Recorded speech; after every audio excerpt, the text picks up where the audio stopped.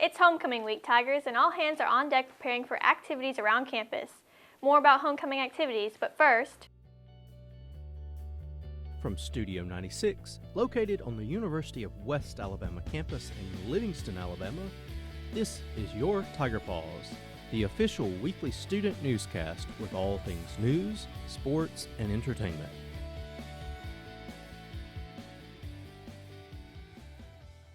Welcome back, Tigers, to this week Tiger Paws. I'm Summer Earl. And I'm Haley Shuring, and now on to our first story. The Office of Economic Development, the Sumter County Commission, and the Sumter County Chamber of Commerce hosted Governor Kay Ivey as she made a stop in Livingston on October 4th to announce the new investment Enviva plans to make in the coming months. An exciting day for Enviva, for Livingston, for the entire state of Alabama. And I am thrilled that Enviva has chosen to invest here in Sumter County to build their next plan and their facility. This only further solidifies our Alabama business climate that we have and also our high-quality workforce. And today I'm proud to celebrate our state's continued advancement in the manufacturing industry, and I'm especially proud that we welcome Enviva, which is adding to the high quality of manufacturing industries in this great state. Governor Ivey, along with John Kepler, the CEO of Enviva, and Epps Mayor Walter Porter all stressed the importance of Enviva's investment in the county and how much it will revitalize not only Epps, but the surrounding communities. Well, we have a couple things left to do. We're growing pretty rapidly, and we're delighted today to make the announcement that our next wood pellet production plant, we expect to be right here in Sumter County at the Port of Epps on the Tennessee-Tombigbee River. I'm very, very excited to welcome Enviva to our community. Enviva plant will represent a $175 million investment and a lot of many good paying jobs to our area. That means more people stopping at our gas station, shopping at our stores, eating at our restaurant, and also working in our towns. You know, it's very remarkable when you think about it. 85 of our neighbors will be producing substantial pellets made from our woods right here in this area, mostly left over from logging and sawmills.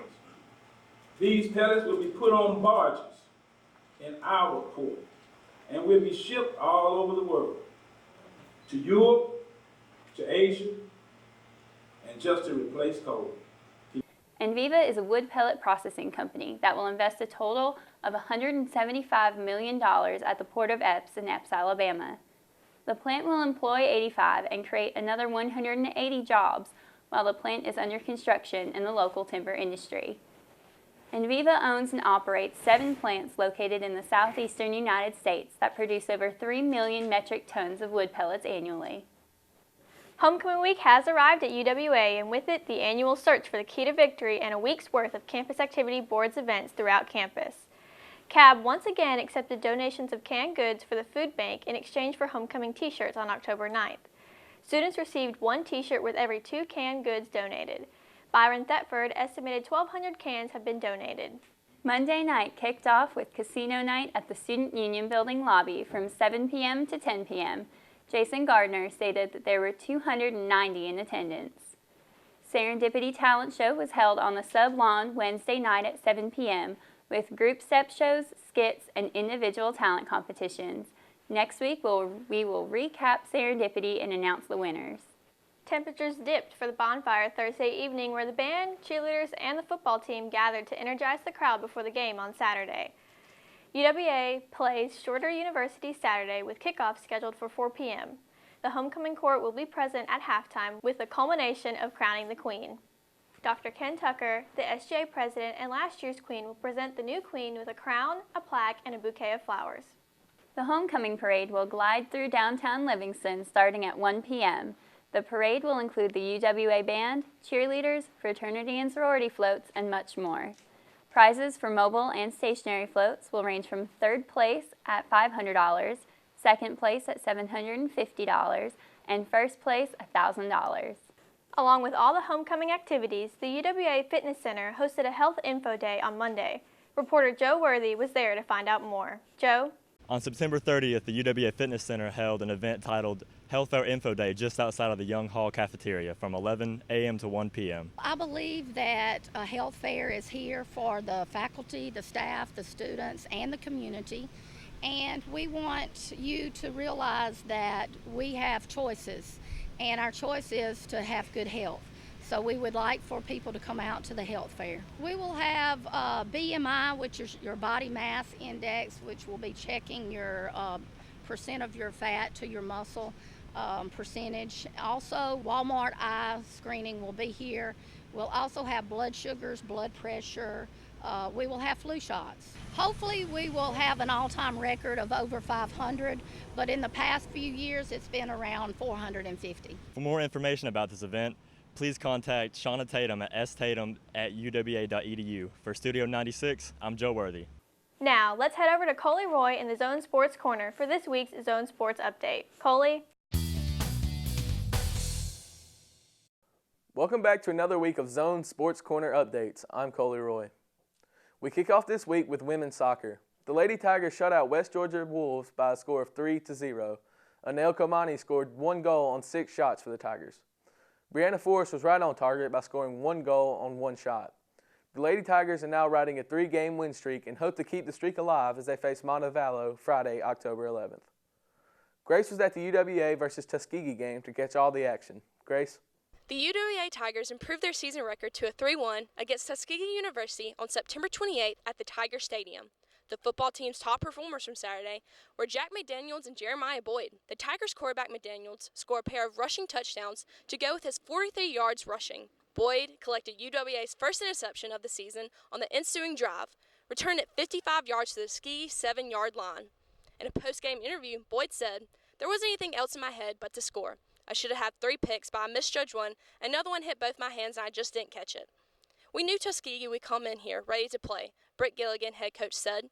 "We got frustrated in the first half, but came out in the second, asserted our will, and finished strong." The Tigers play Game 2 of 3-game homestand Saturday, October 5th against North Greenville at the Tiger Stadium for a 1 p.m. kickoff. The game will be carried by ESPN3. From the Zone, I'm Grace Self. Thanks, Grace. Next is the UWA versus North Greenville game from last Saturday. The past 3 games the two teams played has only been decided by 8 points. North Greenville had a total of 469 yards on the day, while our Tigers had only 381. The Tigers rushed for 111 yards, while Greenville rushed for 197. Derek Underwood was the leading rusher for the Tigers while picking up 120 yards for the day and 1 touchdown. Demetrius Battle had 2 touchdowns Saturday while only rushing for a total of 6 yards. It was a hard-fought game all throughout the event. Going into halftime, the Crusaders led with a score of 14-13. The Tigers had 2 sacks and 7 tackles for a loss. The Crusaders took the lead with 16 seconds left in the fourth quarter with a field goal, putting the Crusaders on top and giving them the win over the Tigers by a score of 29-28. The Tigers' record for the season is now 3-2. That's all I have for this week. Join me next time for more Zone Sports Corner updates. I'm Coley Roy, in the Zone. Thanks, Coley. Now to some upcoming campus and community events. The UWA Theater Department will open this year's production of 2 one-acts October 15th through 17th at Bibb Graves Auditorium at 7:30 each night. The department will present The New Canadian Kid and Brush Up Your Shakespeare. Admission is free for students, faculty, and staff, and $10 general admission. The box office will open at 6:30 p.m.